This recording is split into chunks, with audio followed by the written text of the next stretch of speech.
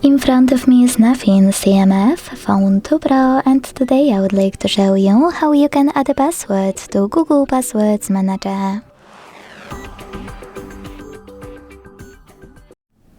Begin by opening Settings and scrolling down to click on Passwords, Passkeys and Accounts.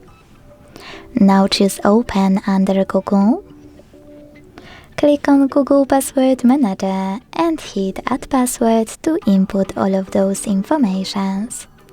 At the top, you can type in any website or hit Select App and tap on a chosen one.